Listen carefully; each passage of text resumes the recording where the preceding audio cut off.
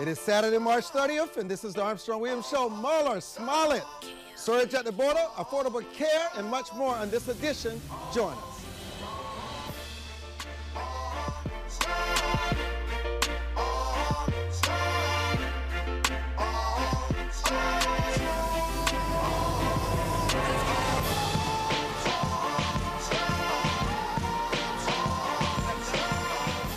There was no collusion.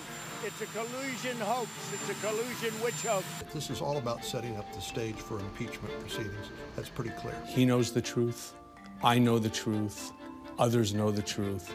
And it's sad that I should take responsibility for his dirty deeds. Collusion between the campaign and Russia in the 2016 election. This time facing up to 10 years in prison after he pleaded guilty to crimes including conspiracy, obstruction of justice, and money laundering. The president relishing in Robert Mueller's conclusion to the 22-month-long investigation that there was no collusion between him or his campaign and Russia in the 2016 election interference. The entire thing has been a witch hunt. It's a witch hunt. That's all it is. The White House must not be allowed to interfere in decisions about what parts of those findings or evidence should be made. This investigation is about to move from the legal to the political. And there, the Democrats are going to have to decide, do we move forward with impeachment? What I'd like to see the Congress and work with the President Robert Mueller to get some things done for the American people. Yet Attorney General William Barr, who issued a 4-page summary of the report, included a line from Mueller stating he could not exonerate the president in its efforts. The conclusion was firm, without equivocation, that no one on the Trump campaign colluded with the Russians. Wow. The investigation has concluded. You know, let me start with Horace Cooper. You know, it's interesting. The president of the United States over the past 2.5 years has been trashing Mueller, saying all kind of mean things about him, denouncing the investigation. The media, on the other hand, has been praising Mueller. He is going to come in, do a 2.5-year investigation, and we will know the truth. Well, the investigation is concluded. All of a sudden, the president is praising Mueller, and the media is not questioning Mueller. I mean, who gets to challenge the investigation after it's completed? If it's neutral, I think the special counsel did everything he could from what it appeared to be fair, even-handed. So who gets to question the verdict now that it's concluded? Well, you know, that's one of the things that would have been useful if the mainstream media had said, we're going to have an even-handed assessment of this report that's pending by the special counsel. They could have said, there are options that could look like this, there are options that might look like that. They could have prepared us that it might end up being the nothing burger that it ultimately was, and they could have said it could have been significantly consequential. But they didn't. They assured us, the American people, that this report was going to lead to the impeachment of the President of the United States. Nothing in this report meets that expectation, and now they have egg on their face. So, Governor Sombrero, a Democratic strategist, you're on our show. It has concluded. Speaker Pelosi said all along, hold your horses. We don't know the outcome. Before we jump, we should stay with the real issues. And even she's saying now, let's talk about affordable care.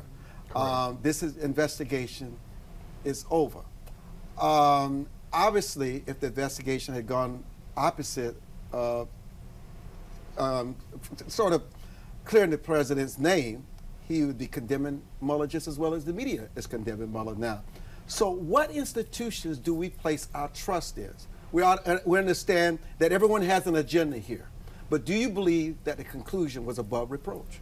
Well, I think that first we need to understand what we're looking at. This is a report. And if we don't understand what Mueller was supposed to do, then we're going to tilt the scale one side or the other. In this case, the Democrats put the chips on finding something that was never going to be found. Mueller's report job was to put the evidence out, to do an investigation, and then farther from that will be up to Congress to determine if there was something else to continue.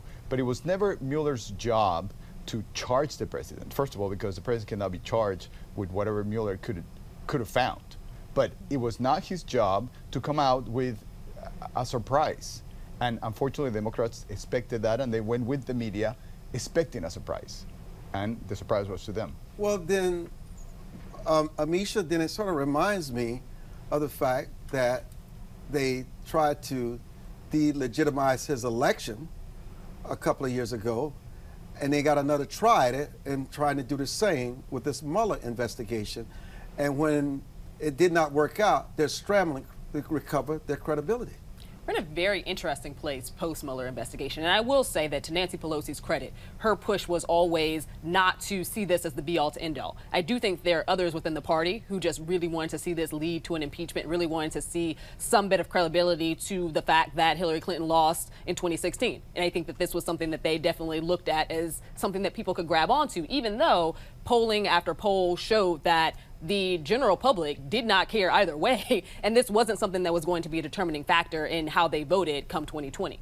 One of the things I think we do need to pay attention to is that the view of those who are within the Democratic Party versus the media on this are two very different things. The media utilized this as a way to increase their ratings to keep the chase going. The Democratic Party, by and large, had come to a point where there was a little bit more, I'll definitely say on the impeachment front, restraint towards the middle of this, minus the newer members who, again, are out to prove something. But everyone else was like, impeachment may not be where we can go with this. And I think that we really do need to give our due diligence and understand that those are two separate things. The media ran with this, was stuck on it, and right now is still trying to amplify the results and push Congress in many ways to continue to probe away at something that, to be honest, most people in the American public don't honestly care about. Sure, Michael. Does it, should we be concerned that after Mueller concluded his investigation, that it seems as though that the media is disappointed and members of Congress are disappointed that there's not evidence to impeach or remove this president? Is that not a frightening place to come to? I mean, look, Armstrong, the reality is the Democratic Party and many in the media raised expectations so high that people, I mean the 50–60% of the American public that do not support Donald Trump, practically believed that Robert Mueller would ultimately conclude that the president did conspire and collude with Russia. We now know that that is not the case. So now what the argument is from the media and many in the Democratic Party is, well, we need to see the underlying investigation of why Robert Mueller ultimately decided not to try to indict the president, or why he didn't find any evidence that anyone around the president conspired or colluded. But it's interesting because there's no precedent for that, Armstrong. I'm reminded of Leon Jaworski, who was the Watergate special prosecutor, and that document, the underlying evidence, it was a 55-page document. That document was never released to the public, and only the House Judiciary Committee at that time was able to see the document, and they were only able to see it because the grand jury at that time issued a direct report, which did not occur this time, which leads me to believe Robert Mueller looked at every single thing. He left no stone unturned and ultimately concluded, though Donald Trump may have acted, badly, if you will, he did not act in a manner that would want Robert Mueller to want to indict the president or any other individuals around the president. And let's keep in mind, and Shelby could probably speak to this as an attorney, obstruction of justice is extremely difficult to prove, Armstrong, extremely difficult to prove. So again, I think the bar was set too high. There are a lot of people disappointed, and if Democrats overplay this too much, I do believe they risk losing in 2020 and guaranteeing the re-election of Donald Trump. So Shelby, let me turn to you. What was the bar that was set? I don't know. It seems as though that Mr. Mueller acquitted himself well. Remember, this president was no fan of Mueller. It's not as if Mueller was whispering in Trump's ear and he gave him encouragement. In fact, it was only like 24 hours before the report was about to be released, Trump seemed to be happy. Somehow or another, somebody must have said something too, but before that, Trump was not advocating Robert Mueller. So obviously, Trump was very concerned himself that this outcome would not be in his favor, just like he did not think he was going to win the election. I completely agree. I think this entire episode that we've watched unfold over the last 2 years, this has never been about justice. This has never been about worrying about the election or the safety of our democracy or worrying about what Russia is doing. This has always been about politics. I think this has always been about, like Amisha said, we either have to find some way to vindicate the fact that Hillary should have been president, or people are so upset that it became Trump. I think Trump was just as equally surprised that he won. And I think people have just been dead set on making this about anything but policy. And I think Michael's right. What's going to happen, though, is the core Trump supporters never cared about this. I think the majority of the American people never cared about this. But do you imply that they don't care about the truth if they had found that the president was involved in collusion and any other charge? You're saying no matter what he does, they don't care? I think the majority of the American people think most of our politicians are doing things that they shouldn't be doing, that they're making money and getting rich off of whatever it is that they're supposed to be doing. We've got too many people that run for office that are literally worth 20 grand a year, and then 10 years later they're worth millions. So I just don't think any of the American people, I don't think they care about his character. I think they want things But they done. should care about his character. We should care about the character and integrity of all our leaders. When we come back, Jerome Corsi, who's a part of the Mueller investigation, and I'm sure he's happy that it concluded without him being thrown into jail or spending any more money. We're going to hear from him when we come back, and much more in this edition of the Armstrong Williams Show.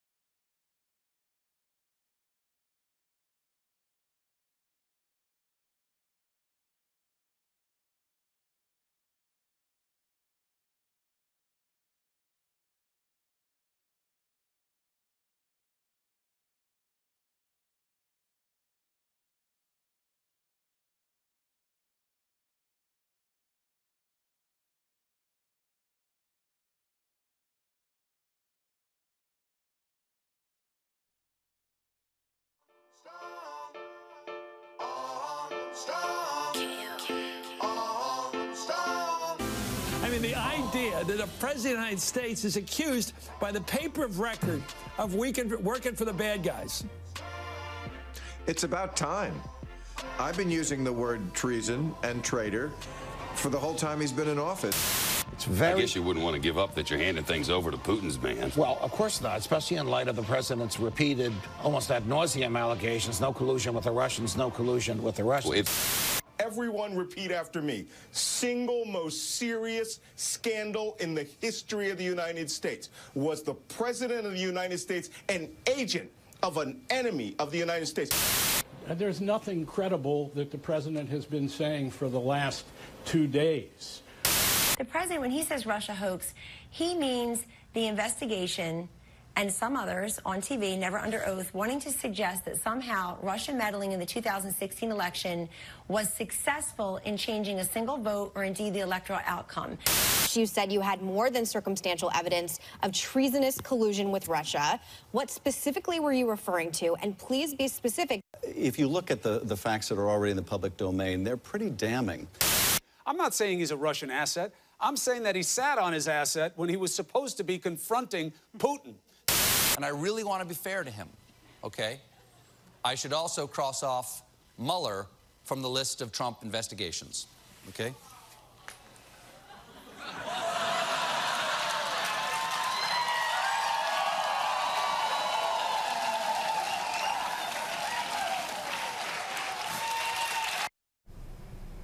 sad, isn't it, Horace? It's really sad. I mean, it's just shocking, really, when you put it all together. It's really sad watching this. So the president is about to spike the ball with regard to this outcome. But I will tell you this, no American wants to undergo the kind of scrutiny that a special counsel can provide.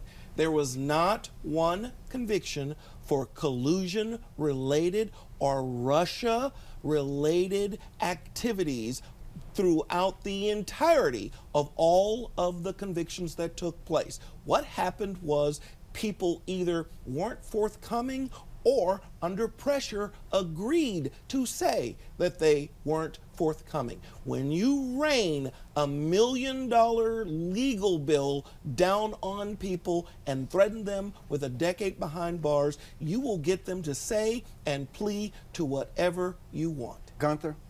I think that we should not call victory yet. Okay. Well, no one has called victory here.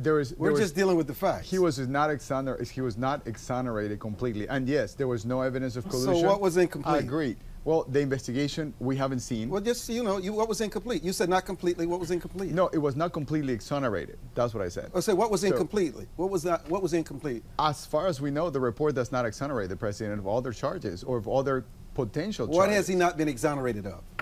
Obstruction. Have we not discussed the obstruction issues here? And we have not seen the report. The Attorney General has brought that issue to closure. He's the Attorney General. I'm sorry, the Attorney General is paraphrasing a report that is going to take months to be disclosed in 2 days. I don't know how that person could say, I read the report and I came to a conclusion that these are the facts. And now he's saying... The House Majority Leader, John Klayman, said, the Mueller report is here, we're finished, we're done, we're moving on to real issues for this Democratic Congress and for this country. Exactly. So the simple answer is also the best answer. Show us the report. Show us the report. If there's nothing to discuss, put the report to the public. Right. Let's remember, a year ago, the members of the Freedom Caucus, led by Jim Jordan, has been calling for this for, I think, since the very first day Trump took office. Let's just reveal everything. This hasn't, I agree, I think all of this should be revealed, but I think at the end of the day, regardless of what's revealed, the more and more, this is why Klayman and the establishment Democrats are done with this, because the ridiculous wing of the party only wants to hold on to this, but those that are seasoned and understand politics know this is not going to win in 2020. You still have to be able to address issues, and doing a Stephen Colbert list of 10 items that nobody in America cares about except for 2 members of Congress, it's not going to work. So I think the more they do this, the more Trump we will wins. continue to speculate. Well, Trump wants it to go out to the public. Trump wants it. I actually think that's Lucy and the football with Charlie Brown. This is a clever way to keep Democrats distracted from going forward with a real agenda that can be beneficial to the American people. Hey, there might be something here. Look. He has played them. He knows how to play them. He continues to play them. One quick point, though.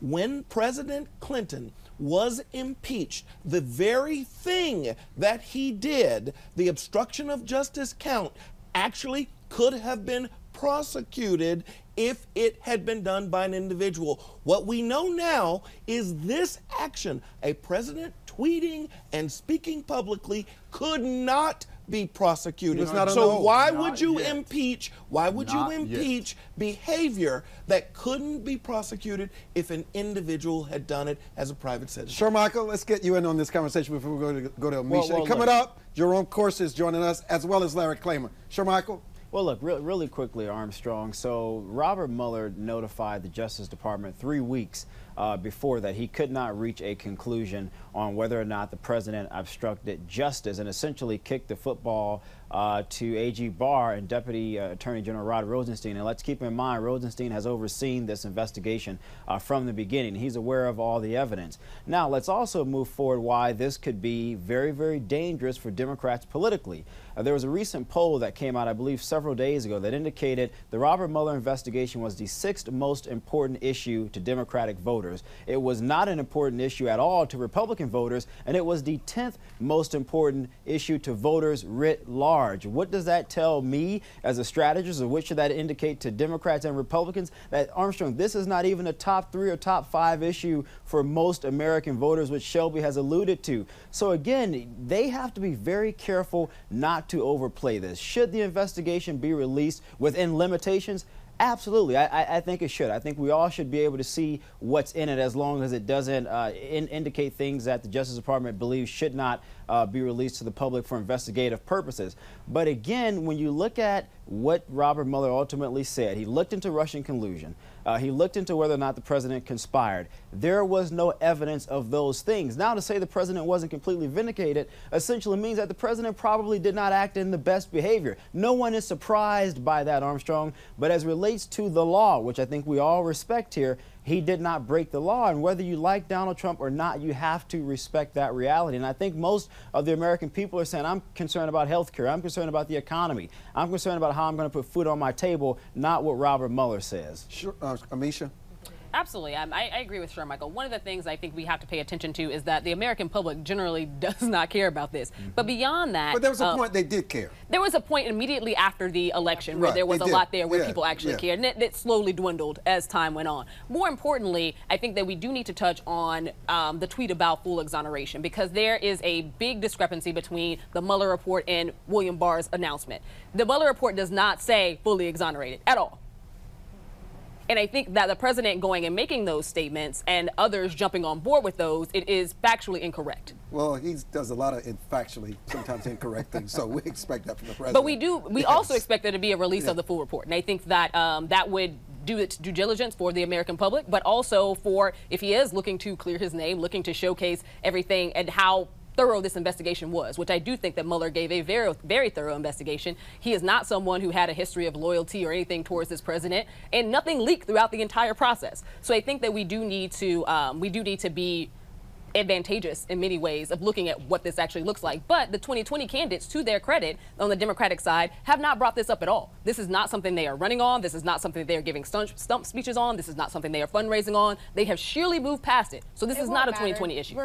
They're all focused on, the Green New Deal and the world ending in 12 years. So by the time there was any prosecution of the president anyway, right, we'd all be dead. But anyway, this puts them on the opposite side of where all of the establishment Democrats were.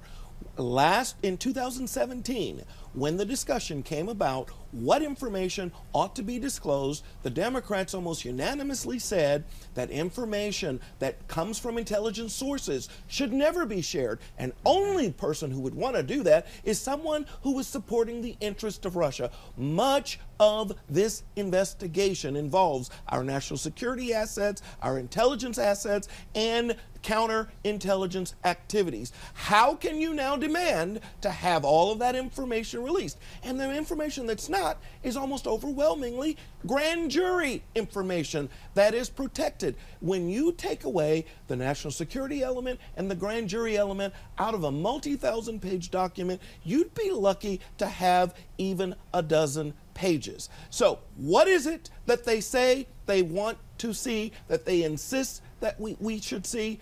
Well, then they need to tell us why in 2017, it was nothing that we should see. Horace, I want to thank you for joining us. I know you got to go. When we come back, Larry Klayman and Jerome Corset will join the conversation to take us inside the Mueller investigation when we come back. Don't go away.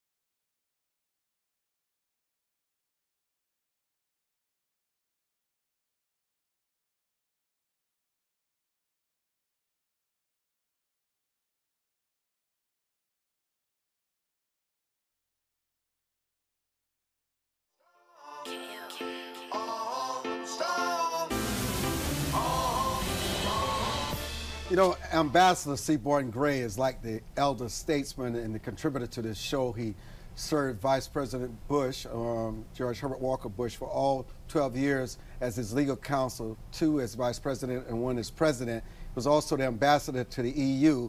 And we wanted to have him on today to talk about what can we learn from what just recently happened from the Mueller report. How do we repair the damage and restore the integrity of the FBI, the special counsel, the White House, and Congress as we move forward? Because it seems as though the public continues to lose even more trust in these institutions. Ambassador Gray, welcome to the show.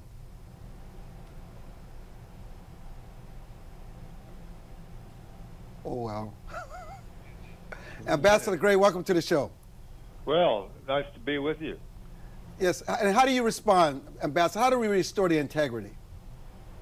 Well, I think it's important to shed light on how all this started, so it won't happen.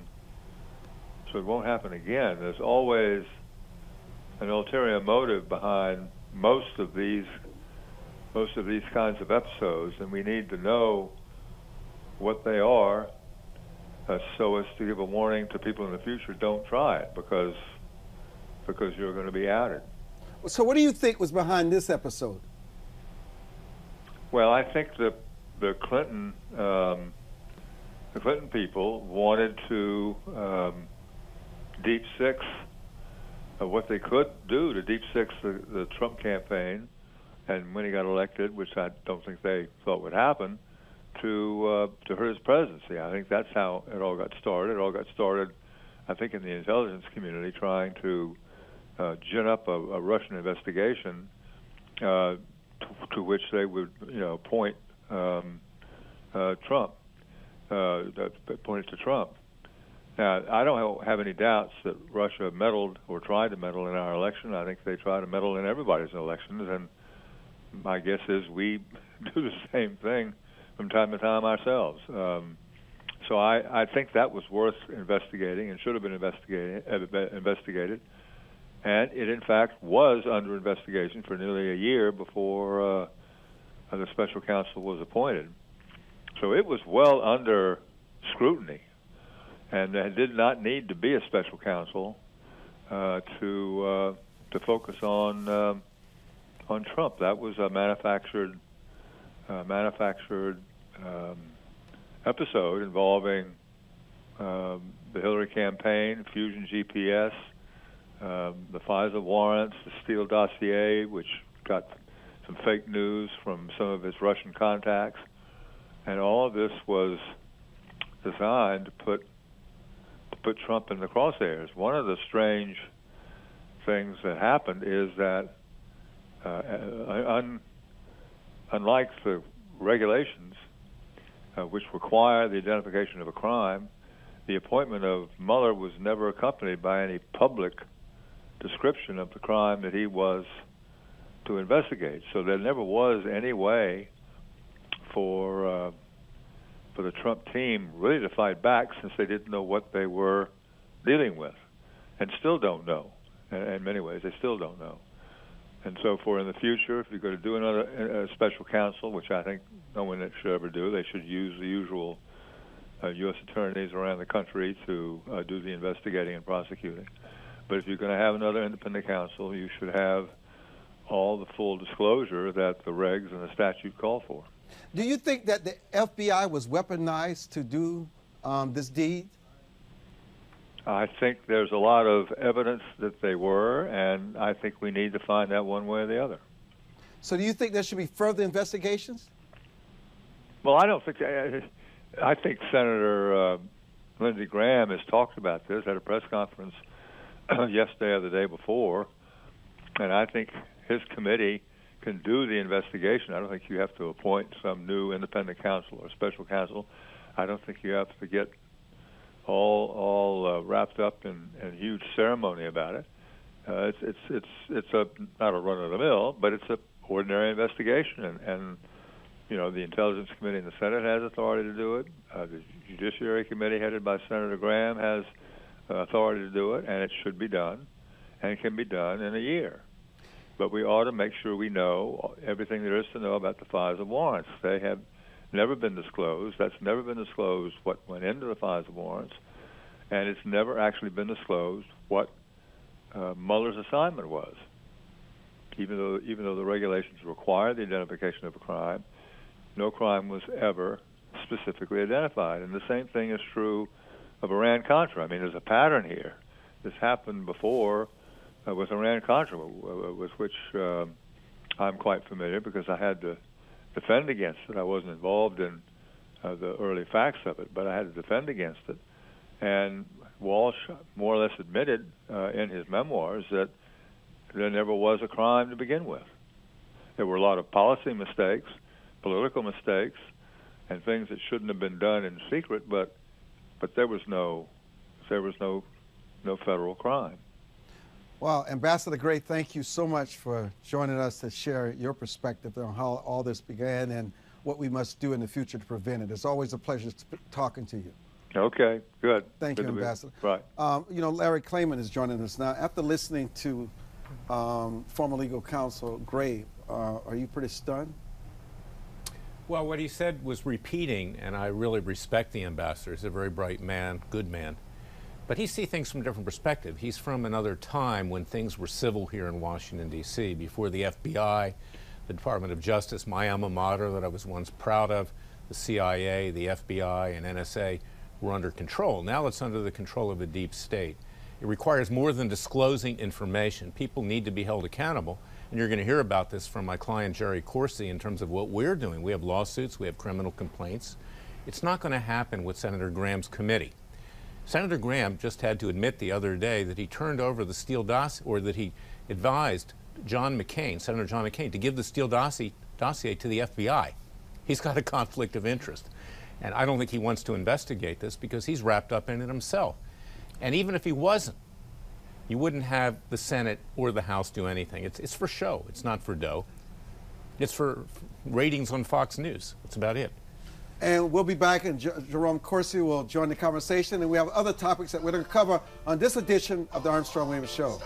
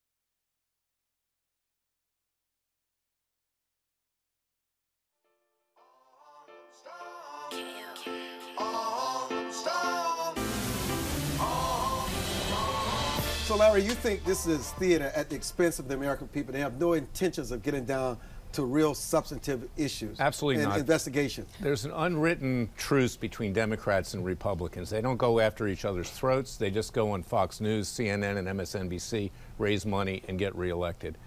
And it's not going to happen. And that's why what we need right now, and in fact, Freedom Watch, my group, has citizens' grand juries. We're going to bring these people in front of a citizens' grand jury. We're going to have them indicted, tried, convicted, and sentenced, and ask the president to carry out the sentences. If he won't do it, then the people will do it peacefully and legally. But people need to see that we have the power in our hands. Our Justice Department is a joke. Doesn't matter whether you're Democrat or Republican. I don't care who it is.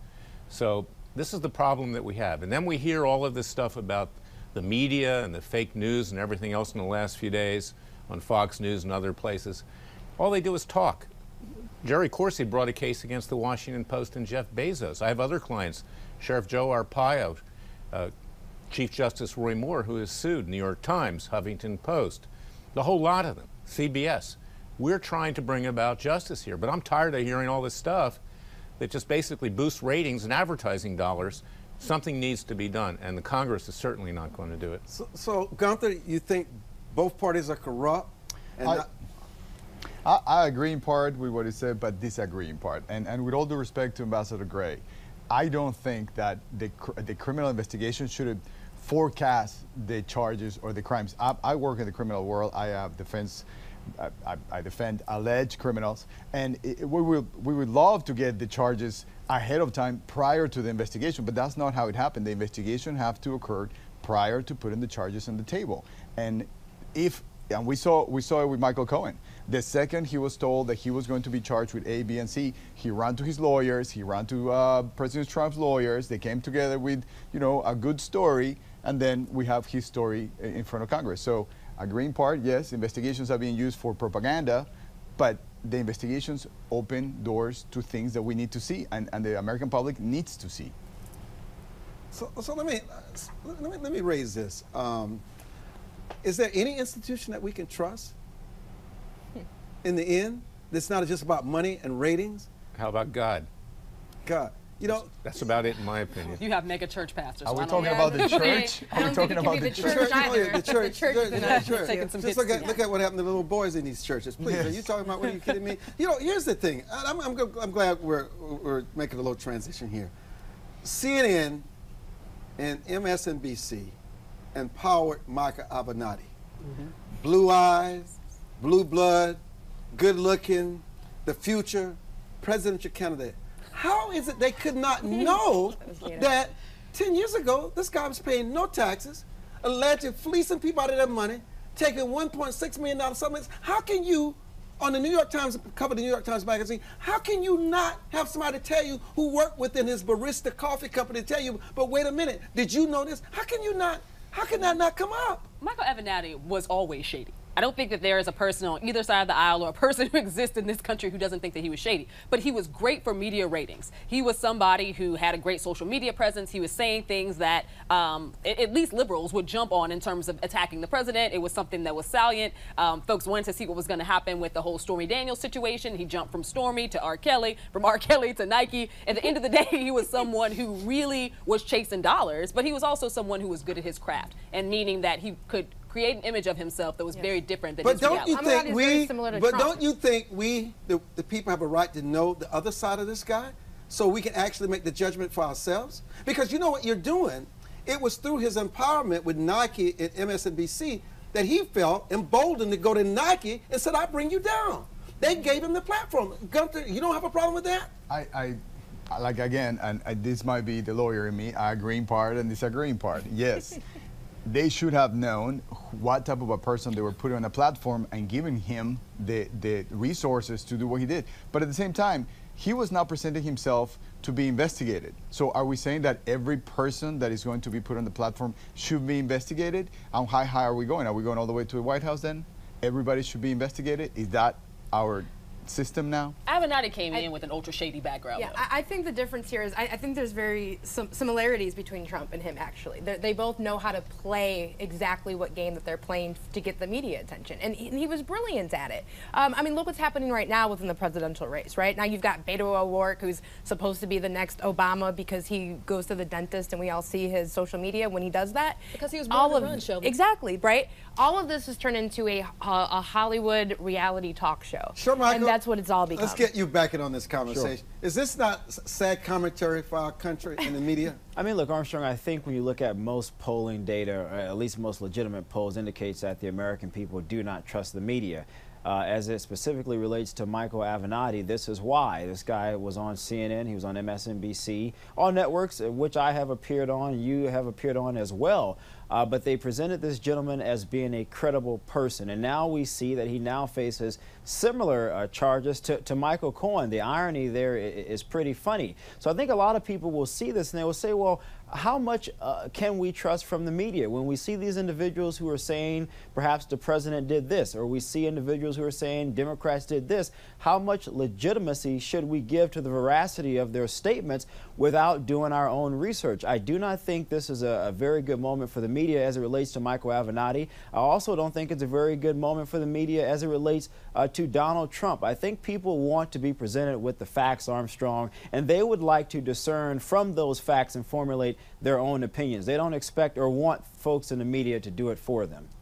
Armstrong, the media didn't care, okay? They just seized on to something. They hate Trump to such a degree that anyone that's going to come forward and challenge Trump and destroy Trump, they're happy with. Now, I looked at Avenatti. I didn't believe him from day one. I mean, my God, I had a terrible demeanor. I don't think he was good looking, for that matter, but that's neither here nor there. Tucker Carlson, who I have issues with, called him the creepy porn lawyer. Tucker was right about that. And that did stick. And you know, and frankly, you know, I expected this all along. But they don't care. CNN didn't care. MSNBC didn't care. Adam Schiff didn't care. There's another one. Adam Schiff's eyes go faster than Howdy Doody, you know, when they ask him a question as to whether he's telling the truth or not. They don't care about that either, and they're still in his camps. They don't care about the two congresswomen, Tlaib and Omar, who are spewing forth all kinds of hatred towards Trump. And I'm not talking about anti-Semitic comments. One that uses an MF word, you know, let's get rid of the MFer, so to speak. They don't care about that. So this is where we are, and that's why. Well, should we care about it when the president uses those words? Calls NFL moms. No, I haven't heard him during his presidency use that. MF, I haven't. I heard the SOBs. I heard him refer to NFL players as SOBs. You know what? But I'm asking you a question. I don't approve. Should the president also be held to the standard? That's the only question I ask. Or is he the example? Is he the standard? He shouldn't use that language. Well, thank I agree. you. At least I'm glad we got that out of it. I agree, but there's a difference here, okay? Really? Yeah, there is a difference. He will be held accountable by the voters ultimately in 2020 as to whether they'll like that language or not. And what about holding yourself accountable? I don't approve. What about a standard for yourself? I don't approve of the F word, okay? I don't use the F word. Okay. But there is a time and a place to get angry, okay? And sometimes people get angry, but when it occurs over and over and over again, then you got a problem. So, you know, when we come back, I want to set this up. Justice Smollett is in the news.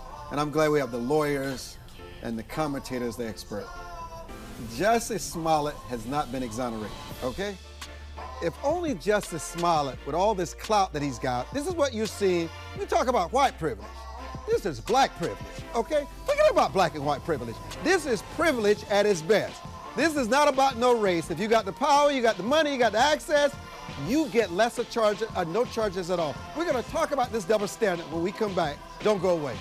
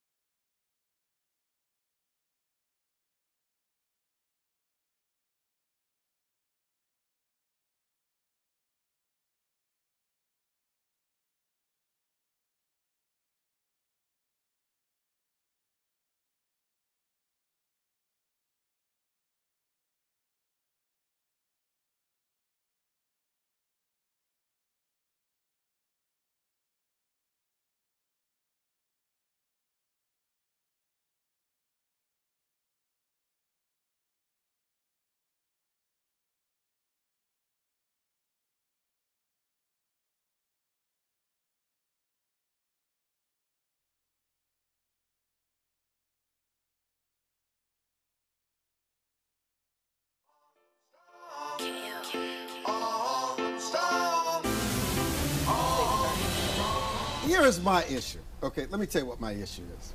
Here it is. I know there's privilege that comes with wealth. There's privilege that comes with what your last name is. There's privilege that comes when you're an elected official. If Justice Smollett can use his community service and that $10,000, okay, but do this for us. At least tell us you lied, okay? At least own up to the fact that you lied, okay? Because there are a lot of people who want to believe that racism and this anti-gay thing that goes on, that if you're gay, people will torment you, but that's not true. That's not what happened here. At least for the sake of people that still believe in you, at least admit you lied, and then okay, but admit you lied. Don't keep perpetrating this lie. This is my problem with him. It's so disgusting. It's so disgusting because these things do happen. I work in the free speech world, and you're constantly dealing with cases where something will go from speech, and sometimes it actually resorts to real violence. That's why we have things, right or wrong, around hate crime laws and things like this.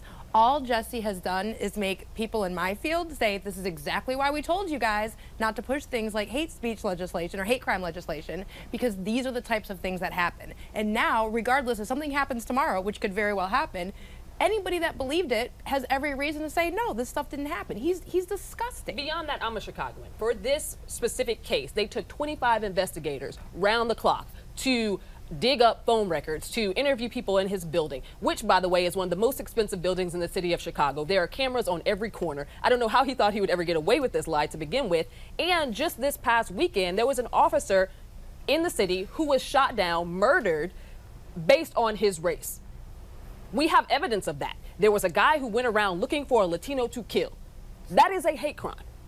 While the officers are holding a processional for this man, Chicago PD did not know that Jussie Smollett was going to get all of his charges dropped.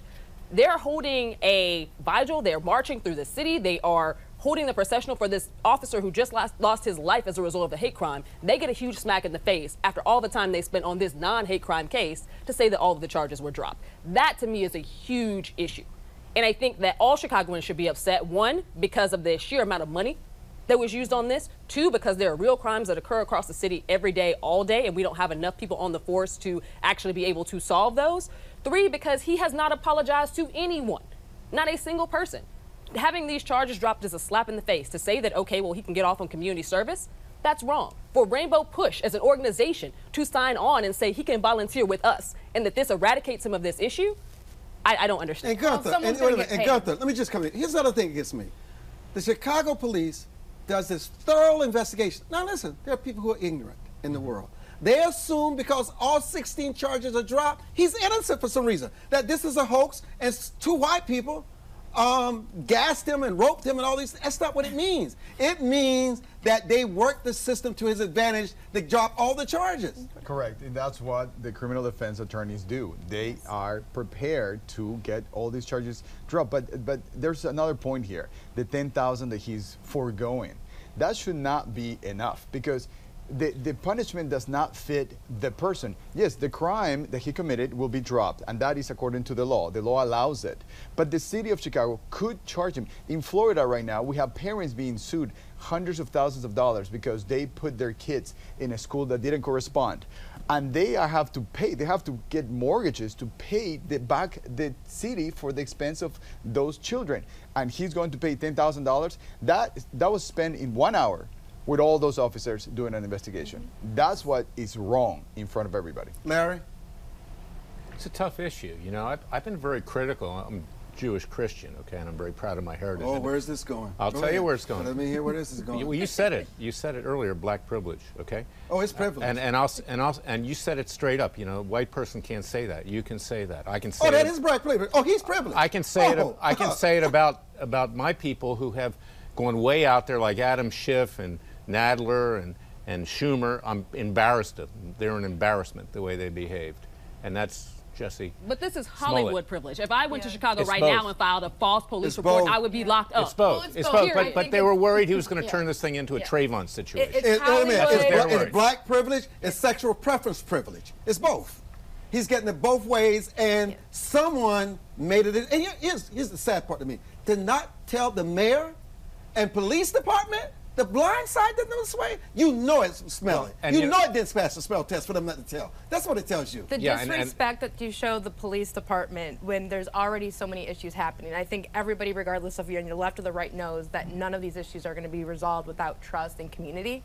And to do something like this, to just basically tell the police officers in Chicago, we have no respect for you, I wonder what that underlining current is going to do. And again, where's Jesse going to be? No one's going to care. Jesse won't take any accountability, and everybody will move on because there's a double standard for people like I this. think that people have to also realize among Chicagoans, among black Chicagoans, the love for CPD is zero. So even amidst this case and this fiasco, there is also cases of them busting down people's doors, pulling guns when there are children around, and winding up in the entire wrong house. They're being sued for that right now. So CPD does not have any love amongst the black community in general. So there aren't a ton of people within the city itself who are like, oh my God, CPD has another black eye and we should be forgiving them, because they juxtapose that with everything else. Shermichael, let me get you in on here. But if we actually want to change anything, eventually people are going to have to start talking and coming together. And when these incidents happen, regardless of what side it's coming on, it's just bringing that gap wider and wider at the expense of young children and people who actually need help, who don't care about what side, they just want help. Shermichael?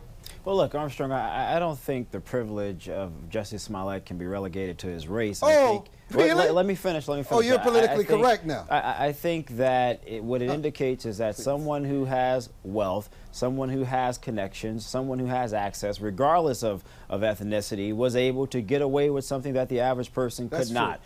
With that said, I think there's an interesting dichotomy about this entire situation that I find to be extremely troubling right now. When you think about relationships, particularly with people of color and police, it is at an all-time low. And I think what this indicates, for at least for a lot of people of color, they will see this without, as you stated a few moments ago, without knowing all the evidence, assuming that because all 16 charges were dropped, he is therefore innocent. They're going to therefore think, well, the police must have done something wrong. Perhaps they were attempting to find evidence that wasn't there. Perhaps they were purposely going after, quote unquote, another black person. That is what concerns me about this. And I think the folks, the state's attorney, should probably try to be a little more transparent here, because the underlying issue here does not only implicate individuals within Chicago, meaning police officers with the Chicago Police Department, but it also implicates, I think, police officers across the country who may find themselves working in communities that are already distrusting of them. And now, by virtue of what happened with Jesse Smollett, you can only imagine, Armstrong, how those relationships are going to even be worse. Shermichael, always a voice of reason and neutral. Thank you so much for joining us. Thanks on for this having edition. me. Yeah, thank you. You know, listen, this country is so balkanized, but I tell you, the situation in Chicago, nobody should have been shot, because obviously nobody should have been shot. This is just the way that the system works sometimes, but it's so glaring. Anybody can understand this. And to not allow for even his lawyers to not have him to say, I'm sorry, I messed up, I lied, you would think the Nigerian brothers really try to lynch him. You know, there's an interesting little twist here. Mark Garagos is alleged to be the partner of our friend, the creepy porn lawyer, with regard to the extortion of Nike. That was Jesse Smollett's lawyer. Now, he is very convincing. But Garagos was not indicted. He was not indicted on any charge. I'm not blaming him. I'm saying there's a nice little wrinkle here. There could be a possibility, because Garagos had a relationship with Nike. He may not have known what he was getting himself into when he set up the meeting for Avenatti. He may not have known. He may have been blindsided. One thing you got to do is have a client if you're going to do that, not to go in there and do it for yourself. The Nigerian brothers will have their own reality show within 6 months. Mark my words. But the justice here, if there is any, Jesse Smollett will not. He's done. The last thing, one of the other things I want to bring up, and I know, Gunther, you're an immigration lawyer. They said immigration influx and is at an all-time high at the borders. I saw this in the Washington Post. It said it was almost an emergency situation. Does this give more leverage to the president using that $1 billion to build a wall? The president is using another smokescreen. Okay, the numbers that we're getting from the news and from the immigration department would imply that we received a caravan of thousands of people every day for the last month. And we don't see any evidence of that. We don't see any videos of that like we did last year when the president was saying they're invading us. We saw videos. We saw people running on the streets. He's talking about 100,000 people coming and then 1 million coming at the end of this year. Where are those people? I'm sorry, but I mean, I will have 100 offices of immigration if that was the case. That is just another smoke screen. Amisha, why is the president all of a sudden blindsided his party and reversing the Affordable Care Act, the position they're taking against his Secretary of HHS and his Attorney General? It's definitely not a smart thing to do. I think that what he has done in doing so is force the Democrats to really step out and try to make fixes to the Affordable Care Act and make this a real issue for 2020, noting that it is one of the primary ones for voters. I think that in many ways he's sly like a fox. He's a lot more strategic than people give him credit for. Yes. Let me tell you, I think it was smart. I respectfully disagree with Alicia, who I agree with in many other areas. But what he's doing is he's throwing the gauntlet in front of his own so-called party, the Republicans. And he's saying, and this is what I love about the president, he does generally what he thinks is right. You may not agree with it. I agree with it here, because he's going to force them to come up with a better system, a better plan to do the job. Under Paul Ryan, it was a complete disaster. And Ryan himself was a bigger enemy of Trump, I think, than many of the Democrats. I completely agree. The Republicans have been a do-nothing party for going on, what, 15, 20 years now? And they spent the entire last 2 years coming up with excuses to keep doing nothing. So I think Trump has to force them to do something, because without Trump, the Republican Party doesn't stand for anything anymore. It doesn't. People don't vote for Republicans; they voted for Trump. Nobody can ever say he's a do-nothing president. I can promise you that. He does what he thinks is right, and I admire that. He's a president that probably does too much. Let's not forget this was his idea. Repeal and replace was his pitch. So I'm sorry, Mr. President. Where is your replacement bill? Where is your plan? He said that's what Congress is for. He's not going to kick the ball in the that is so easy. Let me have an idea and let the rest fix it. Well, that's Trump. There you go. That's a wrap. Thank you so much for joining us. WJLA 24/7. This repeats tonight at 11:30 p.m. Good day, everybody.